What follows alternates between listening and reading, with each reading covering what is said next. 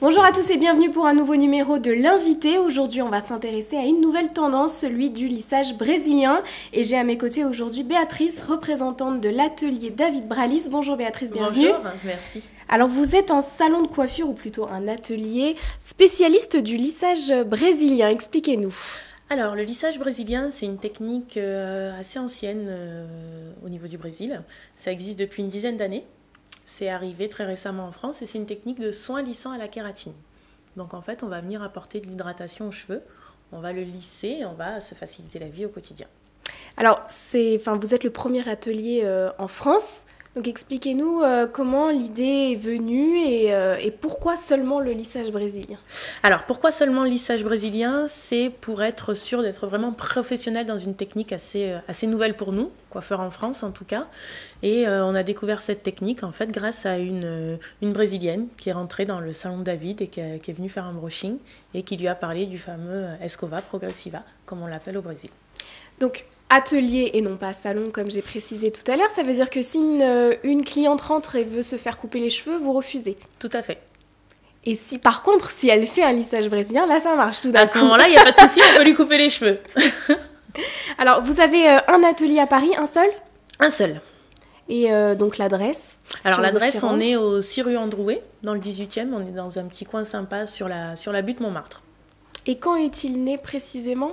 L'atelier, il a maintenant 1 an et demi, presque 2 ans. Et vous êtes combien travaillés à l'intérieur? On est 6, 4 coiffeurs et 2 assistantes. Alors vous avez prévu d'autres ouvertures? Est-ce que ça fonctionne bien? Je crois que même vous êtes complet des mois à l'avance. Oui, pour les week-ends, il faut s'y prendre quand même au moins 1 mois à l'avance. Maintenant, d'autres ouvertures, c'est pas prévu au programme. On aurait peut-être besoin de plus d'espace, mais ça fonctionne très bien comme ça pour l'instant. Alors expliquez-nous, si jamais moi je veux faire un lissage brésilien, comment ça se passe? Toute l'opération, combien de temps ça dure? Qu'est-ce que vous faites exactement? Alors au niveau du temps, vous comptez en moyenne entre 3 à 4 heures pour faire un lissage complet. Vous allez arriver, on va d'abord vous installer, on va discuter, on va voir vos attentes, on va voir votre type de cheveux, le passif, ce que vous espérez aussi obtenir, voir si c'est possible. Ensuite, on attaque les opérations, c'est-à-dire qu'on va vous faire un shampoing purifiant pour éliminer vraiment tous les résidus de silicone, sérum, sébum, tout ce qui peut venir encrasser le cheveu. On va sécher, appliquer la kératine et ensuite ressécher à 100% le cheveu et passer les plaques. D'accord. L'étape que tout le monde regarde avec les grands yeux. Alors, c'est quel produit? C'est de la kératine vraiment naturelle, c'est ça que vous appliquez? Et comment vous l'appliquez? Alors, c'est de la kératine naturelle qu'il y a dans le produit. Maintenant, il n'y a pas que ça. Il y a d'autres produits à l'intérieur qui sont là pour fixer la kératine. Et on va venir l'appliquer au pinceau et au peigne. Et on va sécher. En passant les plaques, ça va vraiment bien se fixer aux cheveux. Et alors, ça a un certain coût quand même? Oui. Combien? Il faut compter une fourchette de prix entre 200 et 350 €. Alors quand vous dites une fourchette de prix, c'est-à-dire que ça dépend de la longueur du cheveu? Longueur et épaisseur. Surtout vraiment de la densité. Donc c'est vraiment, il faut faire un devis, quoi. Il faut passer à l'atelier et on fait un devis. Rendez-vous, quoi. Ouais, tout à fait. Et il n'y a vraiment aucun risque pour les cheveux? On dit que vraiment, voilà, ça va les renforcer, les rendre plus beaux, mais il n'y a pas de... Vous avez jamais eu un exemple vraiment contraire à tout ça?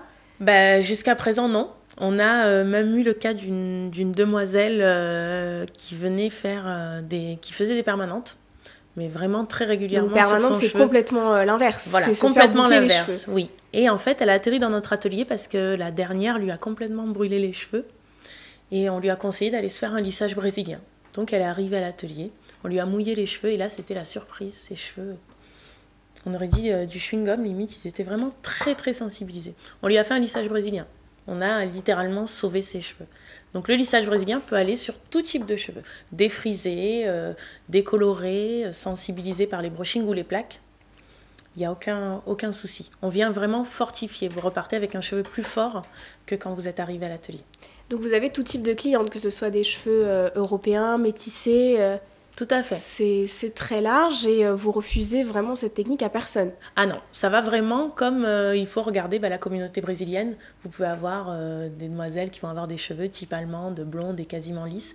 Vous avez des afros qui vont avoir un cheveu vraiment très très très frisé et des personnes qui vont se situer au milieu et qui vont correspondre aux métisses de chez nous. Alors une fois que le lissage est effectué, comment ça se passe après? Comment on entretient ses cheveux? Alors on entretient avec un shampoing spécifique.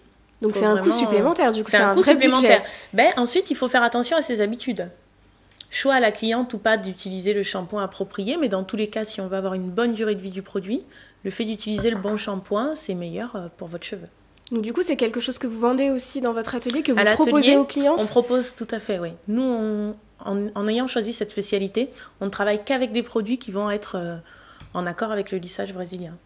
Donc les cheveux se lavent tout à fait normalement, et une fois qu'ils sèchent, ça veut dire quoi? Ils sèchent raides, presque? Pas du tout.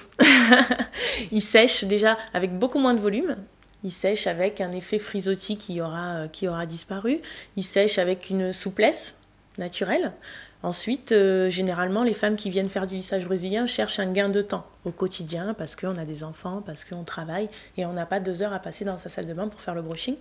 Donc le lissage permet de réduire le temps de coiffage. D'accord, donc ça facilite vraiment la vie. Ça facilite la vie.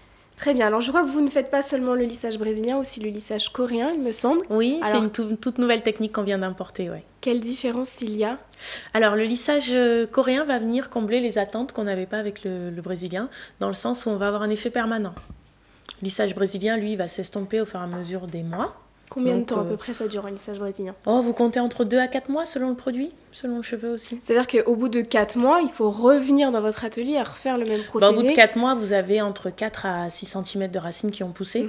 Donc quoi qu'il en soit, même si le lissage avait tenu sur les longueurs, vous auriez besoin de refaire la racine. D'accord, donc revenons au lissage coréen du coup. Voilà, le lissage coréen, lui, ne s'estompe pas. C'est-à-dire qu'une fois qu'on a obtenu un résultat lisse, qui sera vraiment très très lisse, pour le coup, c'est pour les personnes qui cherchent un cheveu raide, l'effet ne s'estompe pas. On garde son cheveu lisse. Tant qu'on n'a pas coupé. Voilà. On a un cheveu qui repousse frisé, ça, pour l'instant, on n'a pas trouvé le moyen d'avoir des cheveux qui poussent raides. D'accord, et donc ça, c'est un coût supplémentaire, j'imagine. C'est pas le même budget si... C'est pas le même budget. Encore une fois, ça dépend de la longueur et l'épaisseur. On va être sur une fourchette de prix qui va être entre 200 et 450 €. Et donc, vous utilisez les mêmes produits? C'est la même technique que le lissage brésilien? Non, pas du tout. C'est une technique différente, c'est une marque différente. Là, pour le lissage coréen, on est parti chercher une marque coréenne qui est notamment numéro 1 au Brésil parce que les Brésiliennes aiment le lissage permanent aussi. Alors, le lissage brésilien, est-ce que vous n'avez pas peur que ce soit une mode et puis que finalement, ça s'estompe? Non. Le coiffeur a prouvé qu'on traversait les années, qu'on était toujours là. Donc non, on n'a pas peur que ce soit une mode. Les femmes auront toujours besoin d'être belles, d'être coiffées. Elles auront toujours besoin de se faciliter la vie. Et tant qu'on leur apportera ça, je pense que ces techniques marcheront.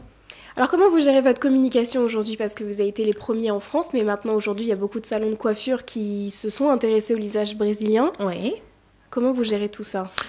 C'est géré par David Bralise, qui s'occupe de tout ce qui est communication, les articles sur le blog, l'alimentation du Facebook, tout ça. Et c'est vrai que nous, on a choisi quand même une transparence, c'est-à-dire qu'on donne les marques avec lesquelles on travaille sur le blog, on donne la fourchette de prix, on explique notre façon de travailler et on met des articles régulièrement à chaque fois qu'il y a un sujet qui nous semble intéressant. Donc, comment on reconnaît du coup un bon salon de coiffure qui va nous faire un bon lissage brésilien? Vous êtes tellement aujourd'hui, c'est un peu difficile pour les clients de... Pour faire le tri, moi je conseille déjà d'enquêter. Grâce à Internet, maintenant, on peut se rendre compte que c'est les particuliers qui témoignent beaucoup sur Internet. Donc, on va fouiller sur Internet, on regarde ce que disent les gens, si c'est bien, pas bien. Tiens, lui, il m'a réussi, lui, il m'a raté. On fait une petite synthèse, on se fait son avis. On va voir le coiffeur. On n'est pas forcément obligé de prendre rendez-vous. On peut aller se renseigner sur place, voir ce qu'il nous propose, s'il sent bien notre cheveu, s'il a l'air cohérent dans ses propos. Et à ce moment-là, décider de le faire ou pas. Vous avez toujours eu des clientes satisfaites jusqu'à aujourd'hui? Jusqu'à aujourd'hui, oui.